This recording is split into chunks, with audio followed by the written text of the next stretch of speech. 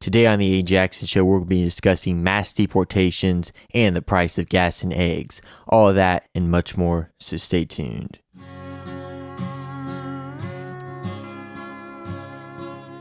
Broadcasting from my studio, I'm Ayden, your host, a country singer-songwriter with a passion for talking world news and, of course, country music. If you're new here and that sounds like your kind of vibe, hit that subscribe button on whatever platform you're tuning in from.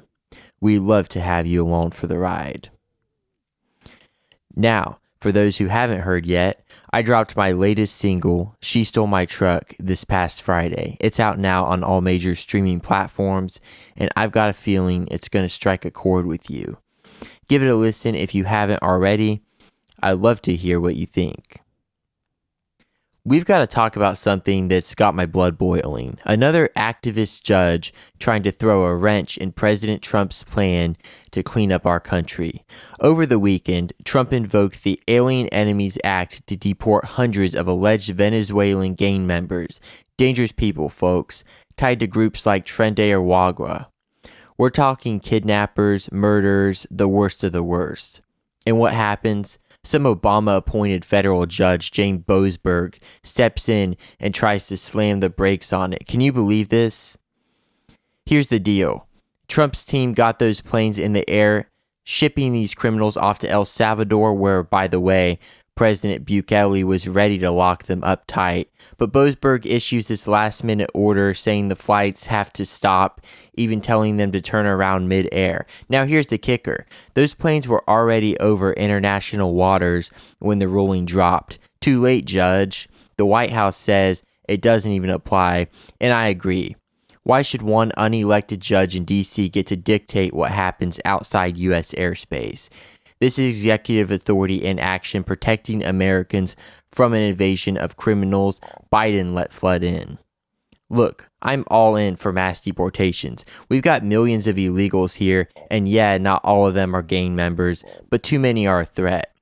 Trump's doing what he promised, getting the bad guys out first, showing he means business. And the left, they're crying about rights for these thugs while ignoring the rights of American citizens to feel safe. This judge's stunt is just another example of the swamp trying to sabotage a strong leader. But mark my words, this is headed to the Supreme Court. And with Trump's justices, I'm betting we win. Deport them all, I say. Let's take our country back. I've got some good news that's going to put a smile on your face, especially if you're a fan of breakfast and road trips. Eggs and gas prices are finally coming down, and I've got to say, it feels like a win for all of us who've been rooting for President Trump to turn things around. Let's start with eggs. If you've been to the grocery store lately, you know prices have been sky high. Over $8 a dozen in some places just a few weeks ago. That's thanks to that nasty bird flu mess that wiped out millions of hens. But here's the kicker. Wholesale egg prices have dropped nearly $2 a dozen since their peak in late February. The USDA is saying production's starting to catch up. No major bird flu outbreaks in weeks, and demand's easing off a bit now. It's not dirt cheap yet. Retail prices still lag behind wholesale, but we're seeing progress. President Trump even gave a shout out to this the other day, saying his team's efforts are making a difference. And with Easter coming up, I'm betting we'll see more relief soon.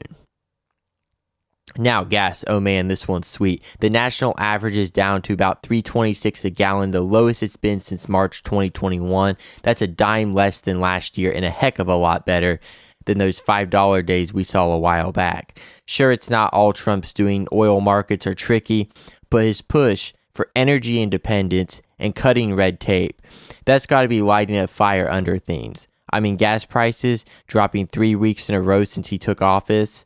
That's no coincidence, folks. Look, the haters will say it's too easy to give Trump credit, but I say this. He promised to tackle inflation and make life affordable again, and we're seeing the needle move. Eggs and gas aren't just numbers. They're how we live, eat, and get around. So keep your eyes peeled at the pump and the store. This is just the start. And I'm proud to say we've got a fighter in the White House making it happen. What do you think? Feeling the relief yet? Let me know in the comments. Tomorrow's a big day, folks. President Trump is set to hop on a call with Vladimir Putin, and I'm pumped to see our guy in action. This is about the Russia-Ukraine mess, and Trump's pushing hard for a ceasefire. You know, he's been saying since day one he'd bring peace where others couldn't. And now he's got the chance to prove it. Here's the scoop. Trump's team has been working on a U.S.-backed ceasefire plan. Ukraine's already said yes, which is huge. Tomorrow, he's going to toe-to-toe with Putin to see if Russia will play ball. Word is they're talking about splitting up some assets, land, power plants, you name it. Trump told reporters on Air Force One yesterday he's optimistic, saying, maybe we can end this war. That's the kind of leadership we voted for, a deal maker who doesn't just sit back and let the world burn.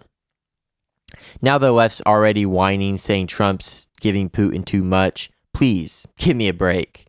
Putin's a tough nut, sure, but Trump's tougher. He's not some pushover like Biden was, stumbling through foreign policy.